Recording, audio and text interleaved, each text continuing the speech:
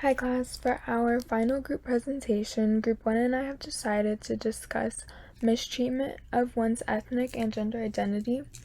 Examples of these that we will explore today include Anna Marie Schwab's microstory Respect for Genders, the short story Cannibals and Explorers, the documentary of Mexican singer Chavela, and the movie A Fantastic Woman.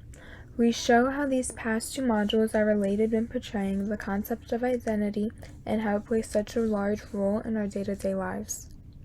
Anna Maria Schua's microstory, Respect for Genres, demonstrates the concept of disillusionment with identity because of society's focus on forcing people into boxes. Identity is in part one's self perception and in part others' perception of you. Within the story, the main character is described as being able to continue the plot with a variety of genres, and knows that he has to choose one or else he will go forever unpublished. This analogy is akin to society's perception of identity. The man has to choose something or his story will go unwritten. Much of our society likes to push people into choosing a path or labeling themselves so they know the boxes they'll fit into. In the microstory, Theologian, it speaks upon angels being men and men being the only people in the world who have souls. They portray women to be nothing, the lowest of the low. But in the short reading, they were able to portray women as actual human beings who do have souls, but they disguise themselves as men because men are the only ones that are able to be angels. This accurately depicts how society perceived women and how over time they were able to break that stereotype and prove that women do in fact have souls. In the short story, Cannibals and Explorers, a scene is depicted where the cannibals eat the explorers. This short story has a deep underlying message. The message begins to show in the line, the cannibals consume the parts of the body that they believe will instill in them the virtues they admire in their victims. After consuming the explorers, they begin to wear their clothes and travel to London. Once in London, the cannibals taught classes about other cannibals. The underlying message is that cannibals signify humans and they consume what they want from others to try to be more like them. Their change in behavior towards the end of the story signifies that they are trying to rid themselves of their stereotypes. When humans are forced to live with the stereotypes about themselves, they will often want to separate themselves from those negative stereotypes. This can be seen in how the cannibals began to dress like the explorers and teach classes like they did. In the documentary about the Mexican singer Chabela, we learned that she had a very masculine voice and stage presence. She was a lesbian, but she never verbally stated her sexuality because she did not want to deal with the opinion of others. She did not want to be affected by society standards. Chavela was very closed off since her childhood. Her family never really showed her the love which she so longed for.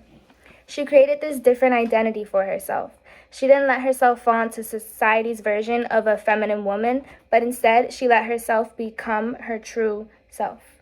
So the reason why Fantastic Woman is a perfect film to relate to this topic is because of the fact that Marina's identity is almost entirely disrespected all throughout the film, but it's also stripped in the sequences like when she is beaten by Orlando's son and they tape her up and everything, and it's kind of like this is subliminal messaging of ruin her identity as a woman in the LGBTQ community.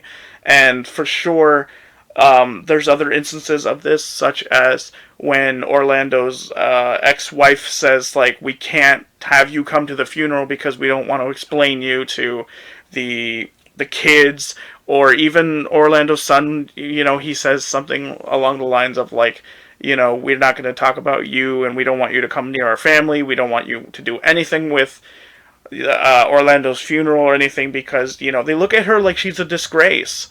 And honestly, that is probably, like, the biggest message of this entire thing. It's also all about how she comes out on top and how she finds acceptance in her own way.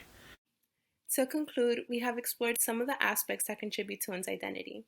Identity may be influenced by a variety of different factors, including one's environment, and may be shaped by their own personal experiences.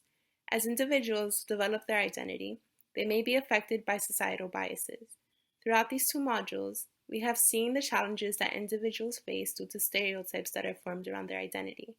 Moreover, we see how they are able to combat these challenges.